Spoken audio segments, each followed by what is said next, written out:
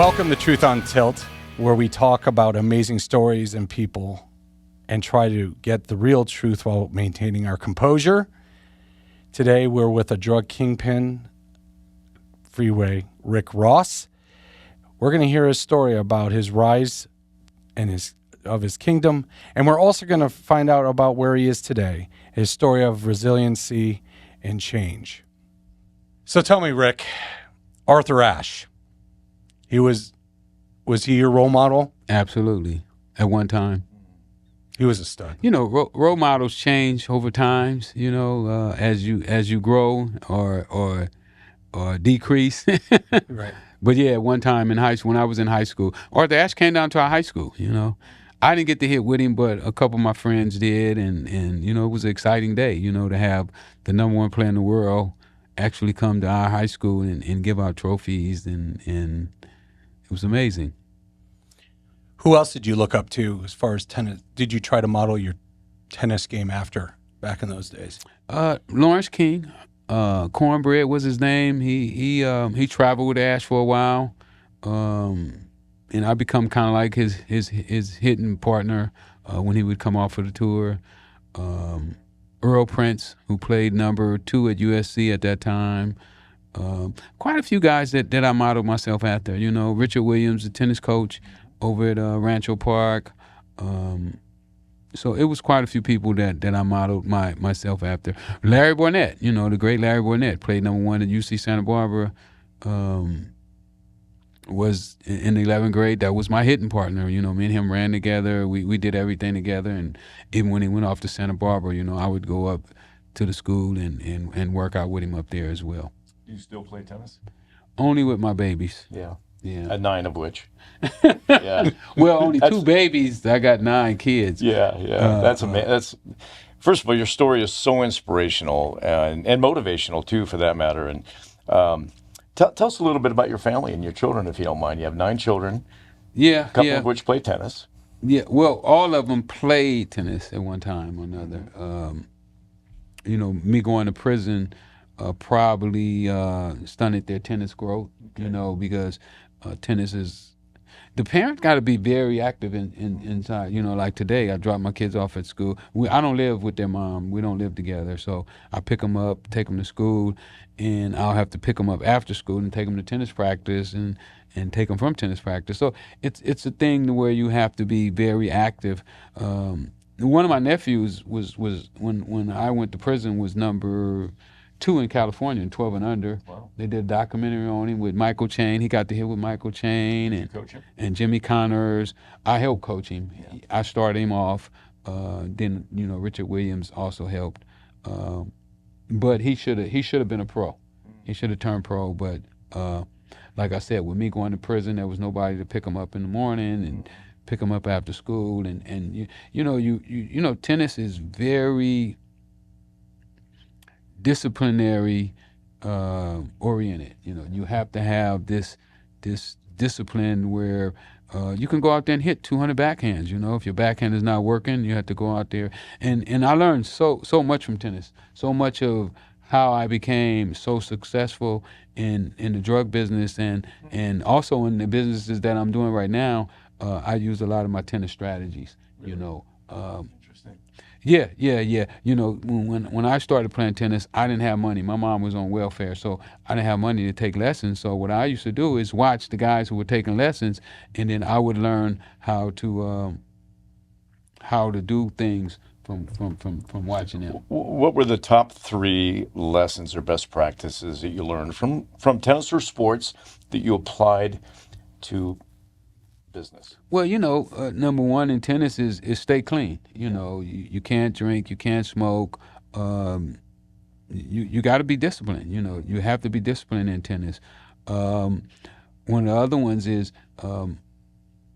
if you're gonna copy somebody, make sure you're copying the right guy. You know, the guy that's doing it right, and being a critical thinker. I took my kids up to UCLA for a camp, and the tennis coach said that in one tennis match, you're making over 60,000 decisions in just one tennis match. And when I thought about what he was saying, I totally agree with him, because when you're playing tennis, You got to watch your opponent. You watching where his elbow is. You watching where the ball spins. You watching his hips. You watching his feet. You trying to figure out where he's going to hit the ball. Then you watching your own self, what you're doing. So you're judging the speed of the ball. I mean, there's just so many things that you're doing inside of a tennis match, and I think it's great for your mind to get people to be critical thinkers. So when you were the height of your empire, were you the main decision maker? Absolutely. You and who did you model your empire after? Well, lots of people. You know, when I started selling drugs, I knew absolutely nothing about drugs. I never saw drugs before. You would call me in the drug world, they would have called me a square. You know, somebody that knew absolutely nothing about drugs, had never drunk a beer, never smoked a cigarette, never saw marijuana, never saw heroin, pills, none of that stuff, you know. So I would have been what they call a square, a novice. In tennis, it's a novice. So I had to learn from scratch, you know. But when I started, I have this kind of ability where people like me and they're willing to teach me. And I also have the ability to learn. At that time, you know, I couldn't read or write, so my ability to read people was at a different level. It's kind of like, you know, they say, when I went to prison, I read over 300 books, so I studied the mind and all that. So what I found out is with the mind, the way it works is if you go blind, your hearing and your smell gets better. So you pick up your senses has a way of making up for your likes. And so I figure by me not being able to read and write on paper, I was able to read people much better than most people. Well, the biggest thing I have to ask is, how did you get to your senior year of high school without being able to read or write? I was a likable kid.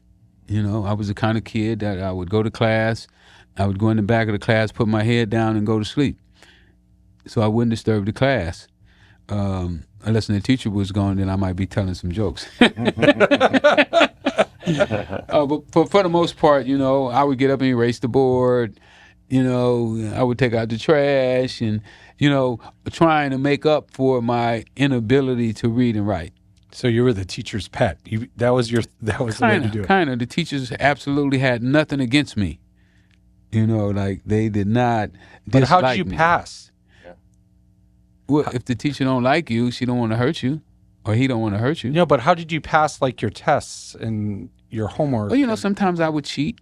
You know, okay, go to the smartest person in the class and get their page, and I wouldn't try to get them all right, but you know, I'd get just enough to make it go by, and you know, and when I wasn't eligible, the coach would go to the teacher and be like, "Hey, we need a C."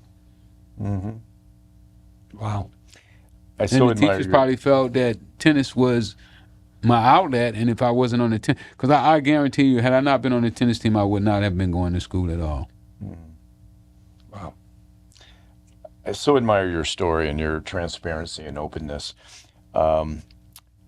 Did you entertain going to college after high school? You couldn't read or write, but I thought I would. Was that even an option? I thought I would. Yeah. I wound up going to a JUCO for 2 years, and really I just played on the team. You know. Is that where you met your upholstery teacher? No, I met him during that same time, but not at that school. No.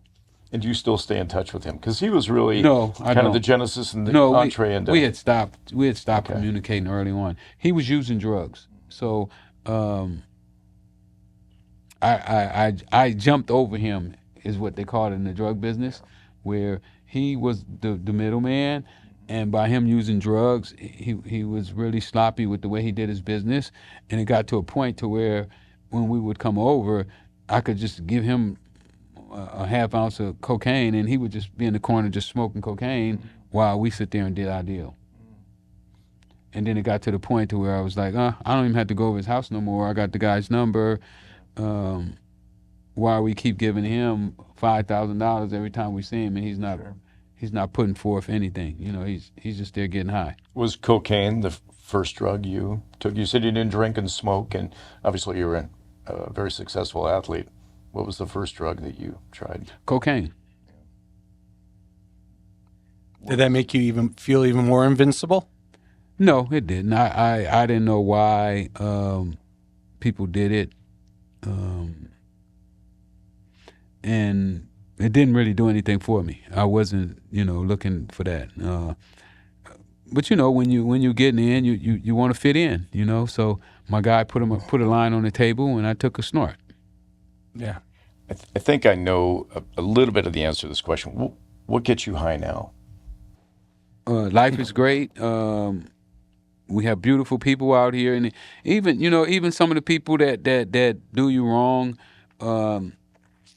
you have to. They say it's two ways you can look at every situation. Either the bottle is half empty or half full, and I usually try to look at the bottle as being half full. And I'm just having a wonderful time. I have a beautiful family, beautiful friends. I just left Cleveland, Ohio, and I couldn't believe the welcoming I got there. It was just like, people in America are forgiving. We forgive people.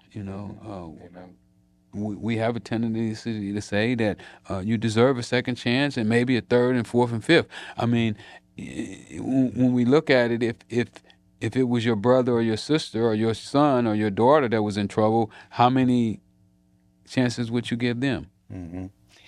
And I asked you, and I appreciate your honest answer, what gets you high now? And it's life in general, and it sounds like an amazing life. What are you most passionate about? Well, I think that our society has become fascinated with hurting people. If you look at the video games, they're all about, and I never played the video games, but I've passed by and saw people playing them, and it's all about war, shooting, killing, selling drugs. Totally the opposite what we should be doing. I believe that we all should be trying to make the world a little better for everybody else. And I think that if everybody practiced that scenario, the world would be a much better place. Agreed. What keeps you up at night? Maybe nothing, but is there anything that just keeps you up at night? My thoughts. Yeah. About? Well, I read over 300 books while I was in prison. I was going to ask you, if you could pick one book right here, right now, the most inspirational book that you could share? Well, I couldn't pick one, but I could pick three. Okay. Go for it. Please. Think and Grow Rich by Napoleon Hill, The Richest Man in Babylon by George Classy, and As a Man Think or As a Woman Think. Those three books really helped me to sit down and analyze my life. Like now I know that had I known what I know now, I probably could have been a pro in tennis, even without going to college, even without being able to read. I learned from those books that when you find something that works, you pour that on. You don't do it for a minute and then quit. One of the things that I found out about a lot of people is that we have short attention spans. We'll do it for a few days, weeks, months, and then we'll stop. And what I learned from those books is that you don't stop, you keep going until you get to your goal. Once you set a goal for yourself, then you keep that goal. Yeah. You mentioned if you knew now what you knew, or knew then what you know now. And I did take a peek at your book, your 21 Keys to Success. It's very, very impressive. What were some of the keys that you maybe applied? Maybe top 2 or 3 keys that you applied now that would you could share with the young public? Well, critical thinking is at the top of the list. You have to be a critical thinker. You have to be able to sit down and analyze a situation and figure out what's the best scenario. How do you take that and make it not only benefit you but benefit those around you. Another key is part of whatever you earn is yours to keep. And most people would think that every dollar that they make at their job is theirs to keep. But the way you break it down is you got to pay rent, you got to buy gas, you got to pay your car note, you got to pay insurance. So that's money that you're not going to keep, but it's saying that somehow you figure out after you do all these people, or before you even do all them, it says pay yourself. So I say that would be another key. Another one would be, which one? Excuse me. What's another one? Sorry, you were up till midnight last night doing another podcast. Yeah. Make yourself more valuable. Okay. Figure out ways that you can make yourself be more valuable to other people. Because when you have value, people want to deal with you. They want to be your friend. When you have no value, people tendency, to throw you away. It's like a bottle. You drink all the water out of the bottle and you throw the bottle in the trash can or in the recycling bin. Yeah, I think that's one of the biggest problems now with the youth is they don't understand that they need to differentiate themselves. Perfect example would be kids applying for college, right? What's going to make you different from the other 82,000 applicants? And I don't think they go that extra mile, and I don't know why that is. Like, I think we were always grinding and doing stuff and trying to differentiate ourselves, and I love that one. I would almost make that first, in my opinion. The critical thinking is huge, and do you think that comes with age? I mean, you can be a critical thinker at any age, really. I mean, we all do critical thinking, but how well you do that is definitely a plus. And my two babies, they won critical thinking at the school one year, and the other one won. What did he win? I can't remember now, but it was something to do with thinking. So, I told them, I was like, they really could quit school now. Can I ask you a question about the critical thinking? Uh-huh. Do you think that is what helped you avoid getting in trouble for so long? Avoiding the police, avoiding everybody? Absolutely. I was able to look at other people's mistakes and figure out how, and that's what critical thinking is all about. See, it's one way where you teach somebody how to remember a problem, and then it's another one when you teach them problem solving, where you could just throw a problem out there or a problem just pop up, and then the person starts to figure out how to solve it. And I think it's better when they can figure out how to solve problems than teaching them how to remember how to solve that problem. I agree. I think critical thinking is paramount. And the number one key to success in your book is humility. And I love that too. Did you pick that for a reason? And I was going to ask you, out of the 21. Cody picked those which keys go first. That book that book was generic too. Oh. It wasn't planned. It wasn't thought out. That book just came about.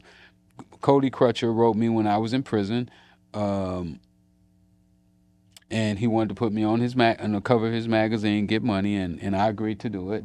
So when I got out, he flew me to New York. We did the photo shoot and everything, and we went around and promoted the magazine for a couple days, and then it was time for me to go home because I was still on parole too. So I had to be there at a certain time and back in LA at a certain time. So when I got ready to go, he was like, "Man, I want to hang out with you more." And I was like, "That's cool. Come to LA. I don't have any friends anyway. I need a friend." And he rode around with me every day. He went with me to meetings and so forth. And I looked over and he was scribbling on this pad. And I asked him, what was he doing? And he was like, I just been documenting everything that's been happening. And I told him about those 3 books while I was in prison.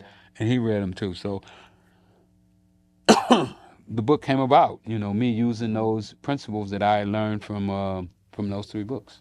I'm curious to know, number 17 is "My balls are my word." Can you explain that one to us? Well, you should do the best to keep your word. If you tell somebody that you're going to do something, you should try everything you can to do that. And if you can't, then you should be humble enough to go to them and ask for their apology, and and try to make it up to them. So when you're at the height of your empire, were you that lenient if someone messed up? And they came and apologized to you? Yeah, that's one of my downfalls. I'm too nice. I'm too nice of a guy. I let people get away with too much. Because like I said, it's about the people anyway. It's not about, how much money you get or how many cars you got. You're only as strong as your weakest link. If you had a do-over, you're talking to yourself 40 years ago, what would you do different? Wow. Well, I definitely wouldn't sell drugs. I think selling drugs was really a total, not I can't say a total waste of my time, but I could have definitely used my my determination, my tenacity, my thinking ability to do something that would have been totally different. But with the limited knowledge that I had as a 19-year-old, my limited experience, no role models. And because I had some great opportunities, I can't lie and say I didn't have opportunities. Tennis had afforded me the opportunities that most black kids at that time in South Central didn't get. By me being on the tennis team, and the tennis coach knew that I was the poorest kid on the class, so what he would do is he would set up dates for me to go and play with rich kids, and their parents would pay me to come out and hit balls with their kids. And here I am riding around in convertible Rolls Royces. I'm at houses in Beverly Hills with tennis courts, houses bigger than my mom's house. But I didn't have enough sense. And the people liked me, but I never had enough sense to say, hey, can I get a job? What you do for a living? Can you mentor me? I just didn't know that. I didn't have a clue. I was just glad to get the $20 an hour, to get the free hamburger and fries and the shake, and then you're gonna ride me home back to South Central in the Rolls Royce. So all my friends see me in the Rolls Royce, and they're like, "Oh, Rick's in the Rolls Royce," So that I was happy with that. Nobody had ever told me that I could actually take advantage. So tennis had already afforded me opportunities. But I thought that my tennis opportunity was going to come from winning Wimbledon or the U.S. Open. Interesting. What does a typical day look like for you now? Yeah. Today I got up at 6 o'clock this morning. I got a body shop where I fix cars, and I'm revamping it, and I come up with a new strategy where I'm getting ready to do that. So I got up this morning, went and cleaned up all the dog poop and so forth, and got everything set up so when the mechanics come in, we can start getting these cars ready. After that, I probably would go to my dispensary. Probably might be doing a podcast. Yeah, but how did you get a dispensary? Yeah. Under social equity. We made the city of Los Angeles come up with a social equity program where they afforded people who didn't have $150,000 to be able to get a license.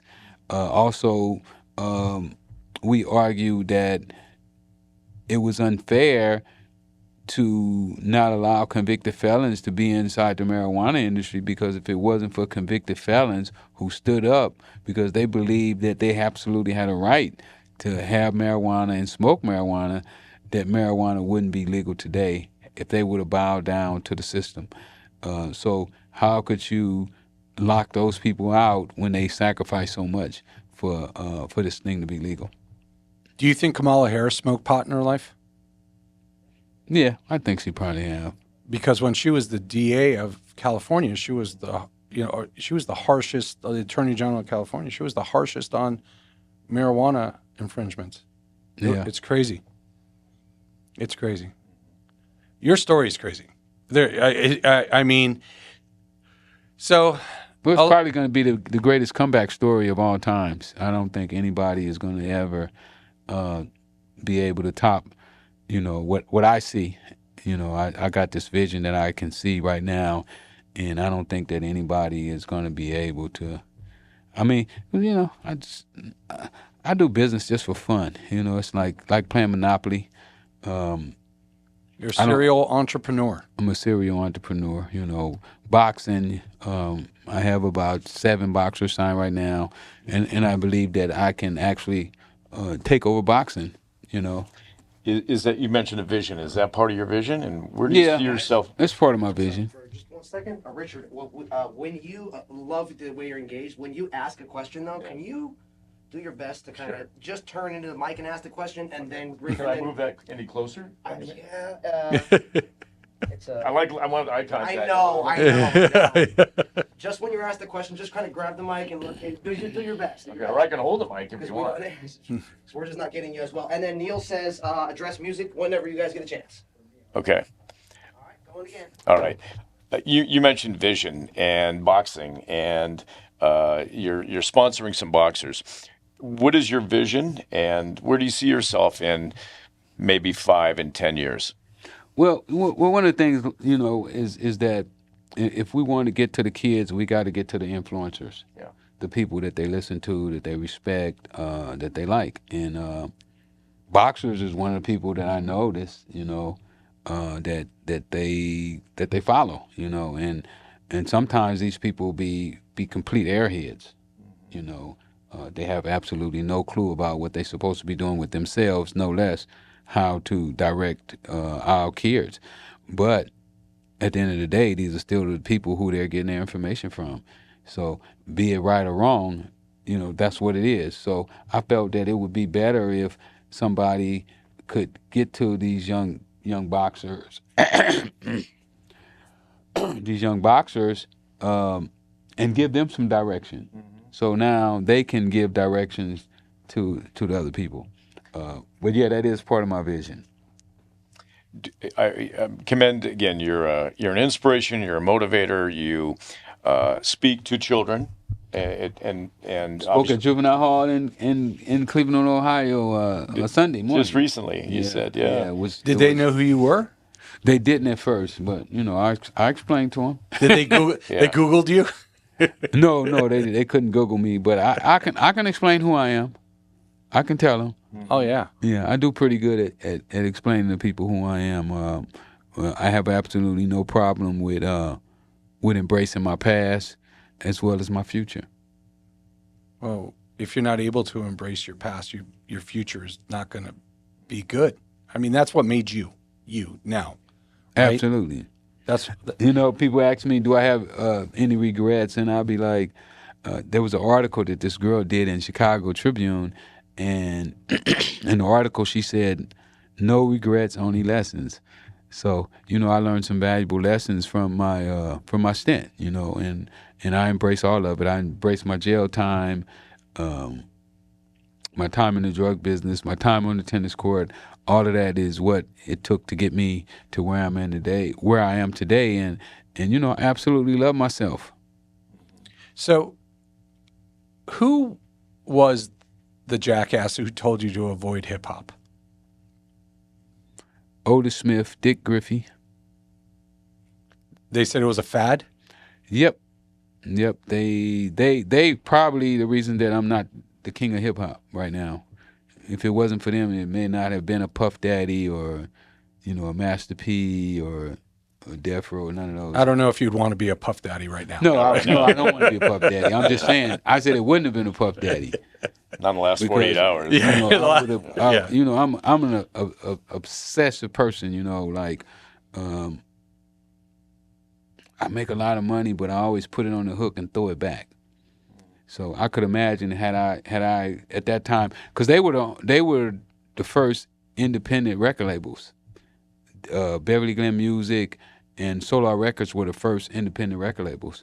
So had I did hip hop then with their knowledge and their backgrounds, wow, I could imagine where I would have been. And with the money, me having the money as well. You said you're obsessed with money. Are you still obsessed with money? And what do you spend your money on? I'm not really obsessed with it. Obsessed with work, making it. Okay. Because I don't like spending it. Yeah, I don't really spend it. I think you're very generous. Yeah, I am. Too generous. And humble, of course. Too generous. Yeah. Especially to the IRS. We're all a little too generous. Don't Don't talk about them. Let's talk about the IRS. No, I'm kidding. I was just joking. I don't really spend my money on food Yeah. and gas. Yeah. Those are And my- your kids. You have nine children. Yeah. They What they age get a is- little bit. I don't Yeah. want to spoil my kids though. Very smart, You by the know, way. I want my kids. I look at it, and I tell them all the time, and they might get mad at me, but I'll be like, listen, if you can't take my connections, my reputation, and being able to set up a meeting and tell them that your dad will come, and you can't take that and work it, then the money not going to help you, you know, because you can throw money at a situation, and if the people are not ready for it, they're just going to squander the money off. So I think one of my keys, I think what is really paramount to success is very simply living life as we versus me.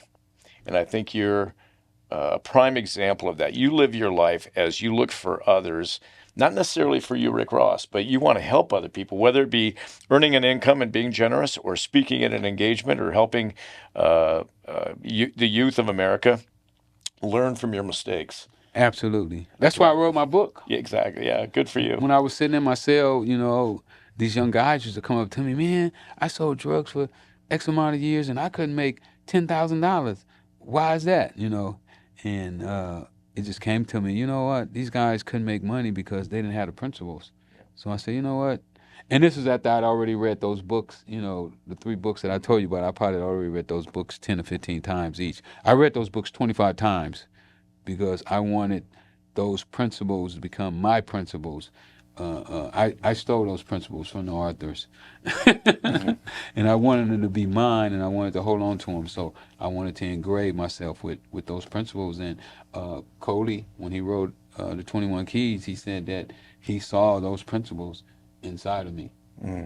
What does success look like for you now?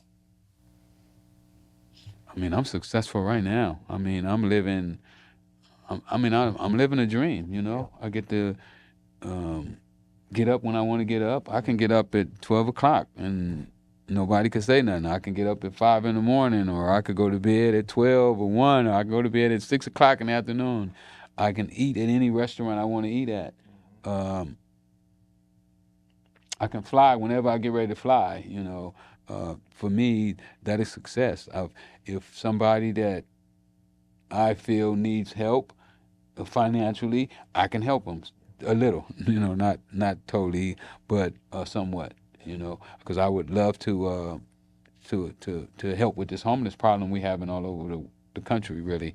By me traveling the country, I get to see a sign of homelessness that most people don't get to see, and it's definitely a big issue. I agree. That could be a whole nother series of podcasts. I mean, the thing is, like, I think I have the same beliefs you do when it comes to the government. Like, you know, what's the joke?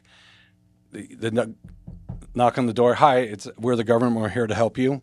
It's kind of scary, right? The other guy said that last night. They said the same thing. Yeah, I mean, They said it's one of the scary. scariest things in the world is when the government knock on your door and say they there to help. Exactly, it is. You know, because when You're in trouble when you need help from the government. yeah, well, You're in big trouble. yeah, well, a lot of people say the reason you could be so successful is because the government was helping you get your product cheap. What would you say? Yeah, I mean, fact. Yeah. So I mean, I But I obviously probably was going to find success somewhere else if it wouldn't have been, because I was looking for success. See, I was looking. you're a grinder. You're an entrepreneur. It sounds a like you've been an grinder. entrepreneur since you were teaching tennis lessons to rich white kids in Beverly Hills. Absolutely, absolutely. But I didn't understand how to turn it into a business at that time. Right. You know, I was only 16 years old, so. Well, but you were getting there. That's more than most people do, you know. Yeah, I was doing what I love to do, and I was getting paid for it. Yeah, exactly. well, then it's not a job, right? At that point, Oh no, it's not a job. If you're doing what you love and you don't really care. But did you ever, at the height of this whole thing, ever look in the mirror and go, "Man, this is getting out of control"? Well, it took a while, you know. Because the cocaine problem that we see now wasn't there for the first 2 or 3 years. It's a gradual process. It's like right now, I see my businesses growing, but nobody else really sees it. In the cocaine business, I probably saw the epidemic 3 years after I was in it. Everybody else saw it 7, 8 years after I was in it. So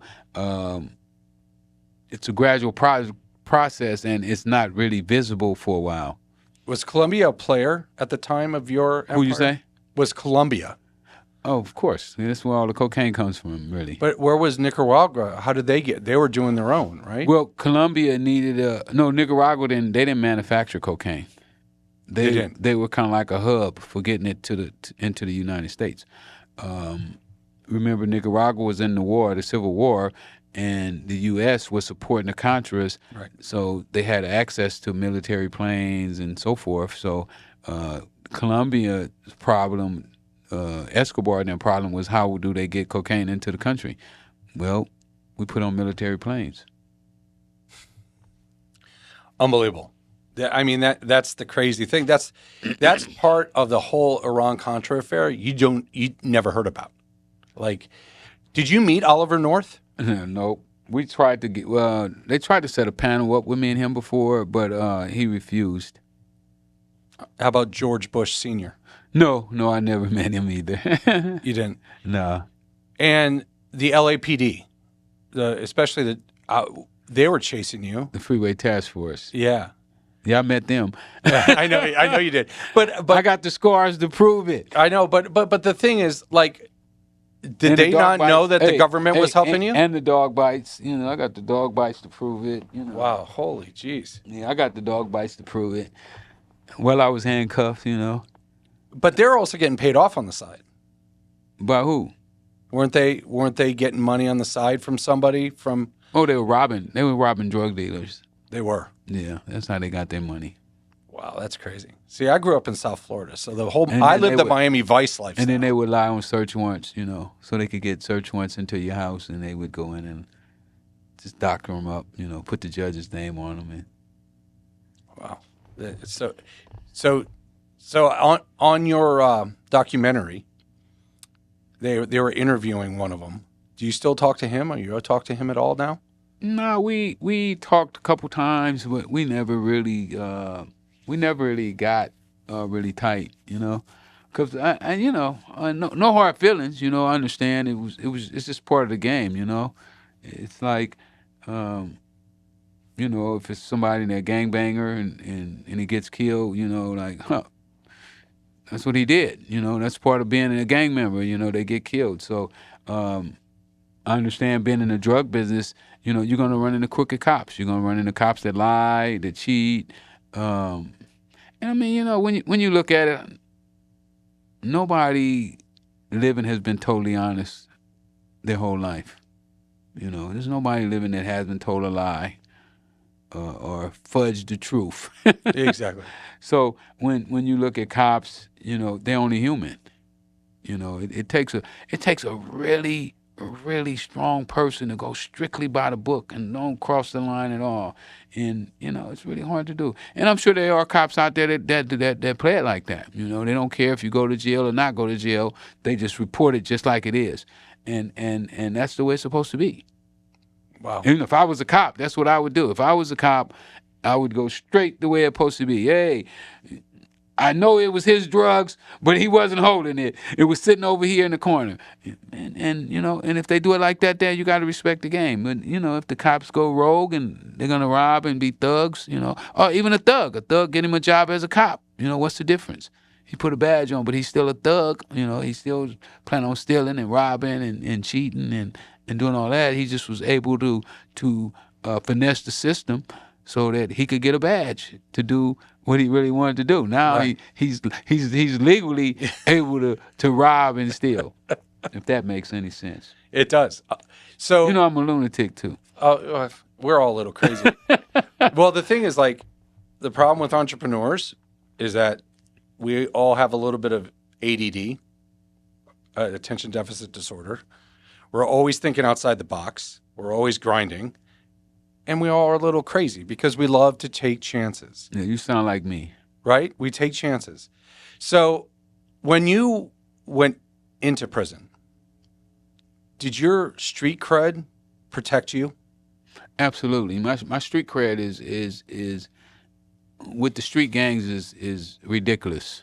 You know, I was able to cross lines that even in prison, you know, I was able to cross lines that they really didn't allow blacks to really cross. You know, the Spanish gangs, you know, respected me, would allow me to do things that they didn't allow blacks to do. You know, the white supremacists, they was still a little harder.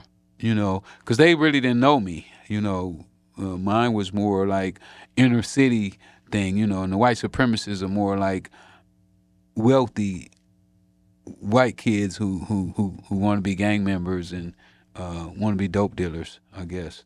So it was a little different with them, but for the most part, you know, I had carte blanche in prison. You know, there was a few guards that you know that felt that they were supposed to punish everybody, you know, who committed a crime themselves personally. You know, they was the judge, the jury, you know, the prosecutor, and the police all in one. So you would run across those, but you know, for the most part, yeah, you know, it was okay. So how many of your crew were in prison with you at the same time? My direct crew, none. On my Cincinnati case, I think 4 of us got arrested on that case. On my last case, none of them was with me on that last case. Wow. You know, when I did most of my dirt, the cops, the Freeway Task Force really blew it for the government. You know, with the stealing the money, the lying on the witness stand, and all of that stuff. They had to squash that indictment. Yeah. I remember reading about that and seeing that on the documentary. Because when I first heard your story, I was like, oh, this is all bullshit. And then I actually looked deeper into it. And it's absolutely crazy because I'm the one who always doesn't jump to conclusions, and I wanted to see it. And now that I've now had the honor to meet you as well, I love to hear how you've changed into. I mean, it's a story of resiliency, which you haven't even seen my change yet. I haven't even been able to exercise the things that I studied in prison, and you know, the things that I mapped out for myself. They haven't started to materialize yet. You know, it's like they, you know, they talk about this bamboo tree that you plant and it takes 5 years. Well, I planted my seed and it might take 15 years or 20 years. You know, you can't put a time limit on it, but you have to keep watering and fertilizing it. So that's what I do. Do you ever see yourself opening up a tennis center for kids? Absolutely.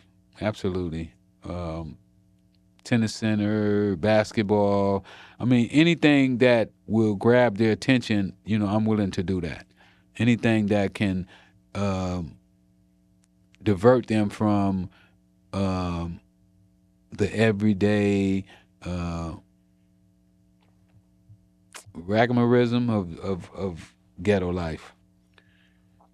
The first words in your book are life in prison. When you were doing what you were doing, did that ever pass through your mind? Not life. You know, I couldn't see nobody getting a life sentence for selling drugs. You know, I thought drugs would be,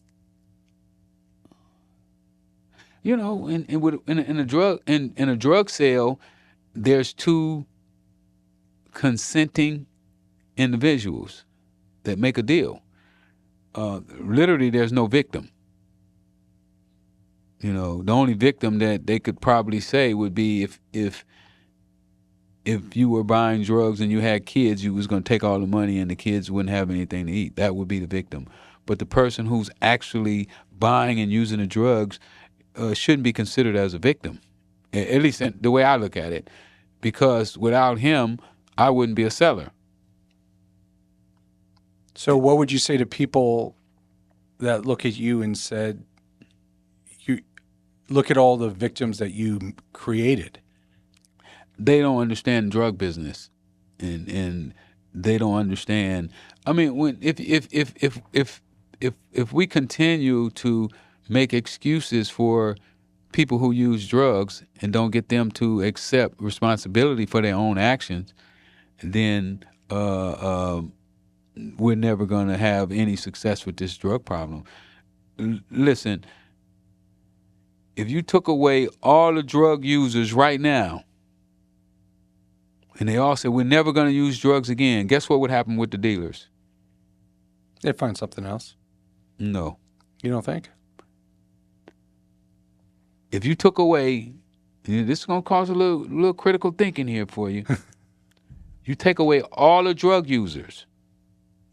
All the drug users say, we're never going to use drugs again, and they do that. Don't just say it, but they actually stop using drugs. What would happen to the drug dealers? They would be out of a job. They would be out of a job. They wouldn't be dealing drugs anymore. So can I make the argument to you that this whole war on drugs is a complete farce, and if we just legalize drugs, we could get rid of the drug problem? And I wouldn't argue with that, because illegalizing it didn't do any good. So you might as well try something else. Right. You know, science is, if one thing don't work, you try something else. You know, you don't just keep trying to hammer a fucking circle into a square. Exactly. Well, my question then to you is that, what do you say to people who say marijuana is a gateway drug? Wasn't a gateway drug for me. I started with cocaine and then went to marijuana and alcohol and, you know, the rest of it from there. So it wasn't a gateway drug for me. It wasn't. No. Yeah, because that's the problem. I mean, the legalization of marijuana is probably one of the greatest things that's happened in a while for me. Me too. I love it. Yeah. I don't know what I would do without marijuana. I love Mary Jane. Yeah, well, Mary Jane. crazy thing is, I was that athlete, and I looked at the devil's lettuce as bad and dirty, and I didn't start using it until I was about 38, 39 years old. It is the greatest thing now, and doing all the research on it with all the medical advances of it, I think the biggest thing that's scaring people of marijuana is they're still falling for Big Pharma's argument. You know, Yeah. Big Pharma gets away with selling opioids to people and getting them addicted to it. I haven't heard of anyone who's addicted to marijuana. No, I don't think you can get it. Well, yeah, I mean, they like it though. Yeah. Well, they like alcohol as well. But I mean, the thing is, like, I am not always dying for marijuana. No, I don't think, and nobody's ever OD'd on marijuana, so. Right. They've eaten a lot of Twinkies, had a lot of pizza. Except those cops one time, remember? They were in the store and high as a kite. They done ate the edibles. Remember that commercial? Remember that video at service? The cops, they done ate the edibles. They said, call the ambulance. Yeah.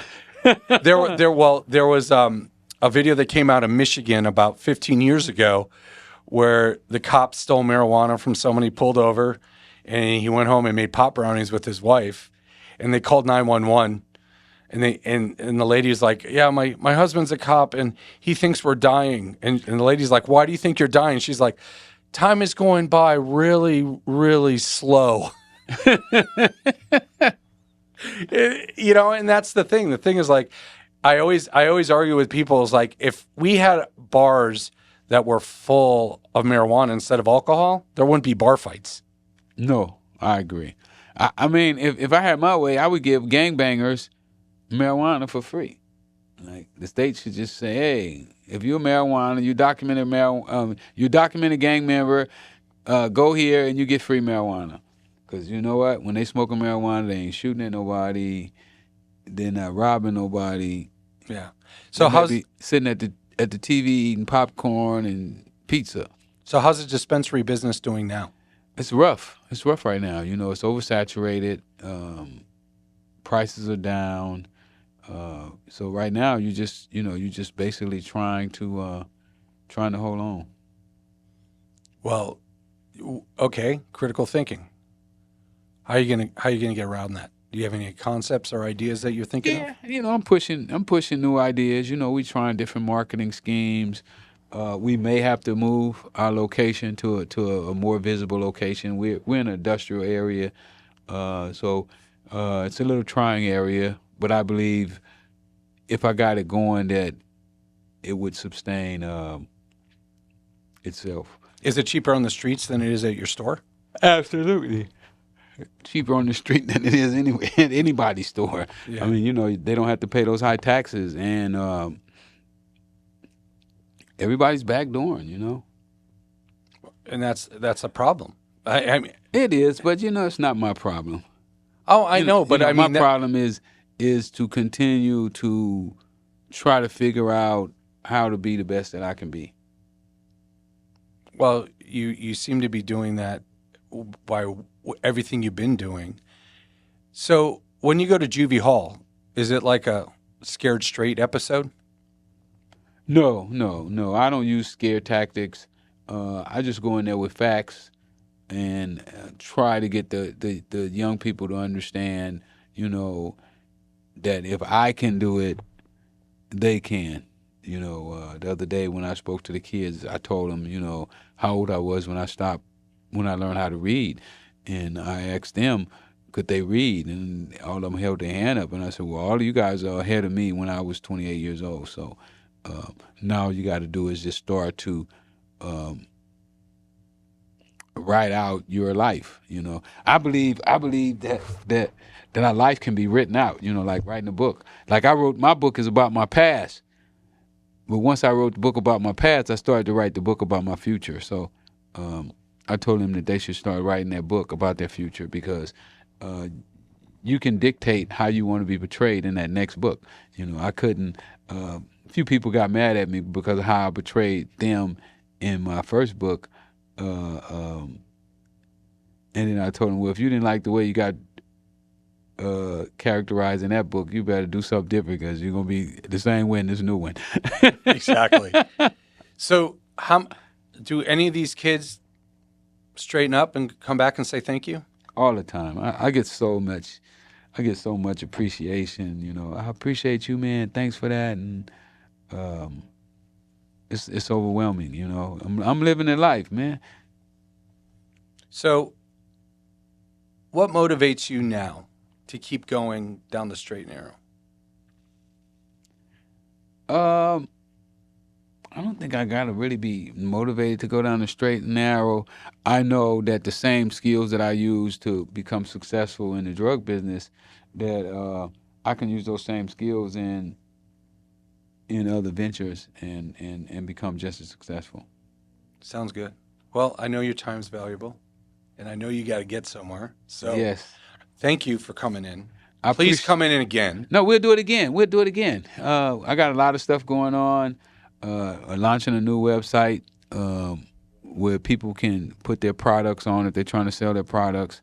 And I ain't going to take as much money out of their products as Amazon does. And books, I'm helping people with books and T-shirts and just so much stuff, Follow me on social media. That way you can keep up with what I'm doing. Freeway Ricky on Instagram and Freeway Rick Ross on Facebook. And let's put some stuff together. Absolutely.